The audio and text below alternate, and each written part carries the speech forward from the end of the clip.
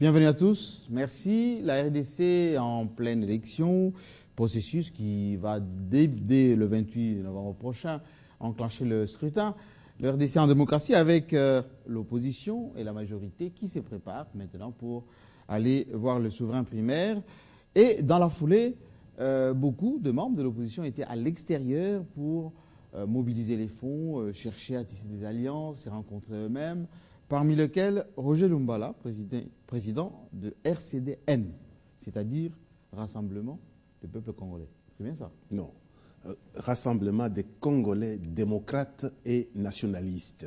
Et nationaliste. N, c'est nationaliste. Voilà. Et vous, vous êtes nationaliste ou vous êtes républicain? Je suis le troisième nationaliste, vous le savez. Troisième? Troisième, après Patrice Emery Lumumba et Mzee Laurent Désiré Kabila.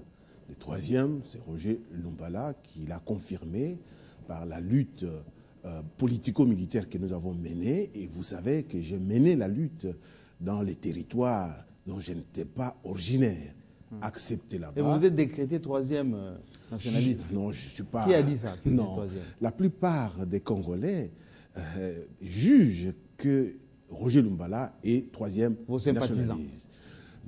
Ça commence d'abord par des sympathisants et puis ensuite par tous les Congolais qui pensent que l'œuvre de M. Roger Lumbala le propulse au rang des troisième nationalistes dans notre pays. Alors, si vous étiez troisième nationaliste, vous ne serez pas en marge des principaux négociateurs, en fait, ceux qui se concertent en ce moment pour la candidature consensuelle, unique. On ne vous voit pas dans les conciliabules, ni à Washington, ni à Paris, ni à Bruxelles. Alors, vous n'êtes pas aussi important que ça. Non, je ne suis pas candidat président de la République. Oui. Pourquoi voulez-vous que je sois très important? L'homme lui-même ne peut pas... Ah, vous êtes marginal alors? Non, je dis ceci.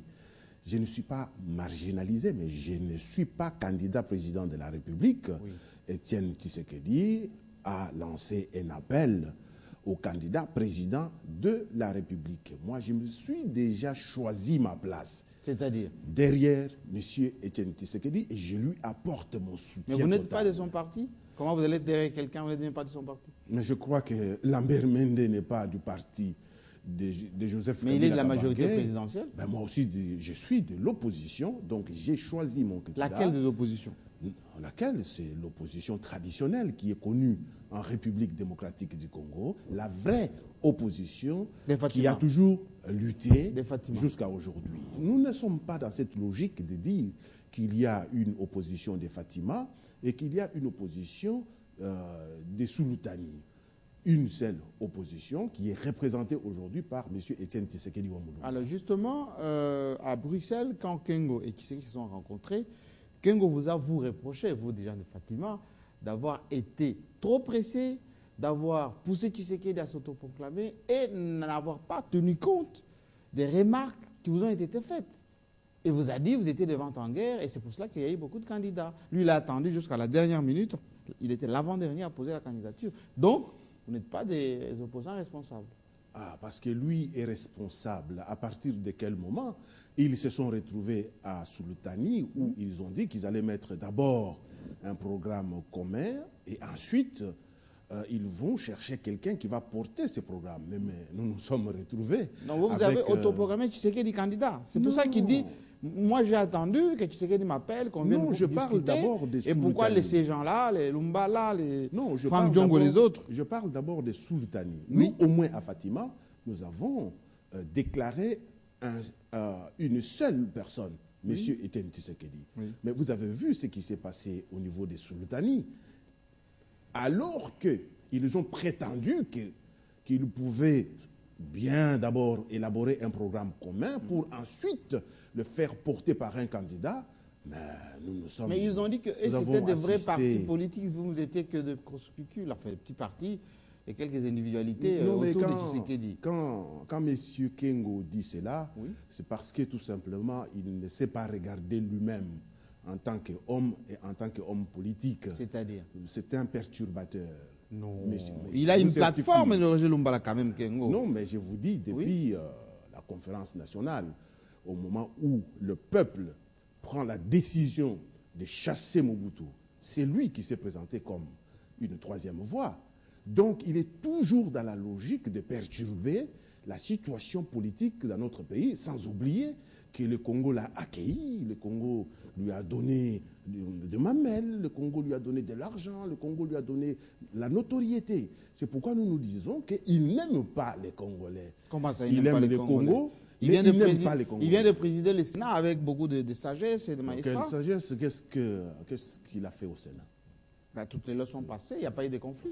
Ben, bien sûr, la loi, même la révision de la Constitution, qui n'était pas prévue dans la session extraordinaire, est passée. Nous savons comment il fonctionne.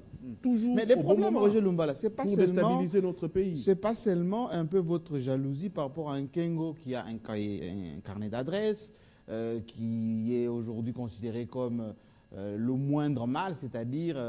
Mais quel carnet d'adresse? Quand il avait fui là, il n'avait pas de carnet d'adresse. Il a bénéficié. Oui, mais il n'a pas voulu faire la rébellion comme vous. C'est un républicain.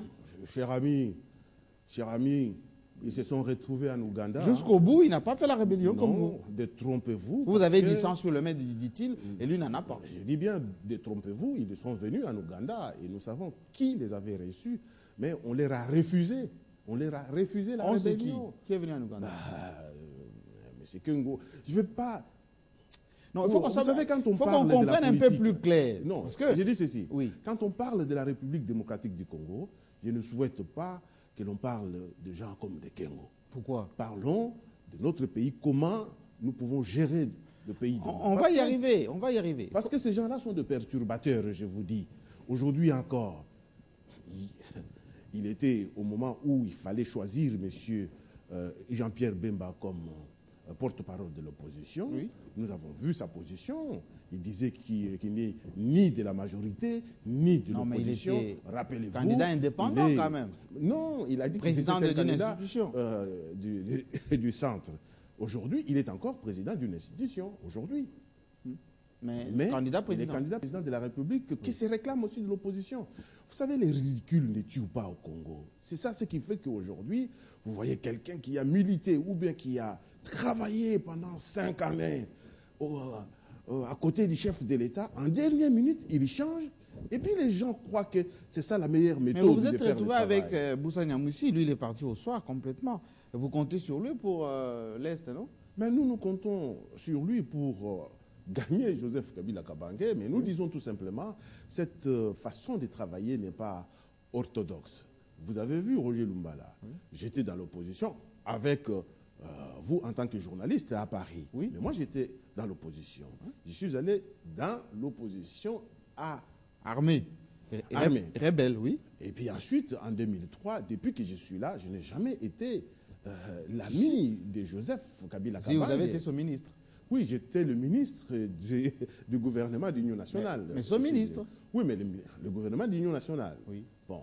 Et puis ensuite, je me suis retrouvé dans l'opposition de 2006. Jusqu'à aujourd'hui, je suis dans l'opposition. Alors, Roger Lumbala, parlons quand même de Vital Kamerhe. Moi, j'ai lu hier une dépêche qui est venue de Belgique, mais relayée par digital.net, disant que durant toute sa mandature, lorsqu'il était président de l'Assemblée, il tripatouillait beaucoup les taux d'échange lorsqu'il s'agissait de vos émoluments.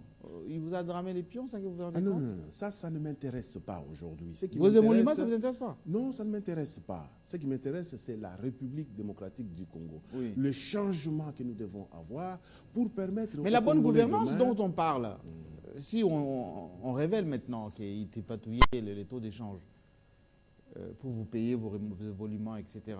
Non, je ne crois pas... sauf les gens qui suivent bien les histoires des finances. Oui. Encore une fois de plus, je ne me suis jamais pointé le jour où l'on paye pour aller prendre de l'argent. Je laisse toujours les collègues aller et puis après, je vais aller me présenter. Oui. Parce que ce qui m'intéresse, c'est la République démocratique. Si s'avérait que c'était vrai, la bonne gouvernance. Non, si s'avérait que c'était vrai, il appartient aux députés de pouvoir porter plainte. Je ne serai pas avec eux pour porter plainte parce que cela ne m'intéresse pas. Je vais perdre beaucoup de temps de parler pour le Congo, de chercher comment reconstruire ce pays, de chercher comment donner les progrès sociaux et le bien-être des citoyens congolais que d'aller Roger dans un est-ce que vous êtes un démocrate? Bien sûr. Est-ce que vous êtes un républicain? Bien sûr. Alors, Roger Miss de la MONUSCO est le secrétaire d'État américain Carson, l'ambassadeur des États-Unis ici, disent, Obama d'ailleurs qui a publié un communiqué, disent il faut que les acteurs politiques signent les codes de bonne conduite. Pourquoi vous vous traînez toujours? Ben, nous traînons parce que nous avons des revendications. Il faut que le bureau de la CENI, oui, qui est payé par le contribuable congolais, donne accès à une partie de cette population représentée par l'opposition. Ça, c'est un droit. Une partie, oui. Aussi, il y a aussi... Vous n'avez pas l'exclusivité, parce qu'il y a d'autres formations politiques. Oui, mais j'ai dit qu'une partie, oui, c'est lui qui veut aller voir ce qui se passe dans les serveurs centrales, aller droit. Je crois que l'ambassadeur français, ici en France, et ici à Kinshasa, l'a dit aussi que notre démarche est légitime. Pourquoi ne pas nous laisser aller voir? C'est tout simplement ça. À partir du moment où... Donc, qu'est-ce qui se cache derrière cette affaire des fichiers? Parce qu'apparemment, les gens disent, vous voulez aller saboter les fichiers? Non, pas du tout, on ne peut pas. Vous voulez aller saboter les serveurs, c'est pour ça que vous tenez absolument non, pas du tout. À les toucher. Nous voulons que dans l'avenir, nous puissions avoir... C'est du tourisme que vous voulez faire là-bas? Non, vous voulez voir à quoi ça ressemble? Nous voulons aller voir ce qui se passe là-dedans. Parce que vous savez, c'est-à-dire, il y a eu des militaires qui se sont fait enrôler. Nous avons des cas, des policiers, des enfants de moins de 10 ans. Mais vous n'avez pas envoyé vos observateurs à l'époque, enfin vos témoins à l'époque. Comment vous le savez? Parce que vous n'avez pas envoyé des observateurs. Mais parce que nous avons les informations. Et nous voulons... Mais qui proviennent de qui? Qui proviennent des gens... Parce que vous n'avez pas envoyé Non. Je vais vous dire une chose. Oui. Chaque régime a ses opposants. Même dans les rangs du régime en question. Vous devez savoir que parmi vous, il y a des gens qui nous donnent les informations. Ce sont ces gens-là. Mais ça, c'est la délation. Oui, mais c'est ça. C'est que je voulais, moi, vous poser comme question. Vous êtes un responsable, vous avez dit. Oui. Maintenant, comme maintenant, par exemple, vous devez aller aux élections. Il y a 62 000 bureaux. Si vous n'êtes pas organisé à envoyer des témoins dans les 62 000 bureaux, comment vous allez être sûr que ceux qui vont voter les voteront dans les conditions normales? Parce qu'il n'y a personne pour regarder pour vous. Qui vous a dit que nous ne serons pas dans les 62 000 bureaux? Nous sommes organisés. L'opposition est dans l'ordre de bataille maintenant. Mais avec des partis qui ne sont visibles qu'à Kinshasa? Non, pas du tout. Nous avons l'UDPS. Vous savez... mais l'UDPS, ce n'est pas les RCD quand même. Non, notre tactique n'est pas d'utiliser seulement un seul parti politique. Oui. Par exemple, en Bujimaï, là où Roger Lumbala est candidat, tous mes témoins sont automatiquement les témoins d'Étienne Tshisekedi. Mais ce qui n'est pas le cas pour lui, parce qu'il a positionné son fils contre vous, dans votre fief. Ça, ce n'est pas grave. Oui. Nous les savions déjà, parce que moi, j'ai eu à discuter avec son fils lui-même et son épouse dans leur appartement. C'était un cadre convivial. Oui. Il était déjà bien défini qui va positionner son fils contre vous. Non, que l'UDPS va se présenter partout et que le RCD y compris là où vous êtes. Y compris là où je suis. Alors, moi, je soutiens. Mais la solidarité est où? Non, on n'a pas besoin de solidarité. Mais les voix vont s'émietter. Non, les voix ne vont pas s'émietter avec la proportionnelle que nous avons. Oui. L'essentiel pour nous, c'est l'élection de M. Étienne Tshisekedi à la présidence de la République. Oui. Et puis ensuite, au niveau de la députation nationale... Mais c'est le même jour. Oui, c'est le même jour. Au niveau de la députation nationale, chacun va faire preuve de son contact avec la population. Et moi, je suis déjà préparé pour ça. Donc, je ne peux pas aujourd'hui me plaindre que le fils de Tshisekedi est avec nous, alors que... Lorsqu'il est dit que Tshisekedi n'a pas retiré son fils de votre fief parce que vous n'avez pas accepté que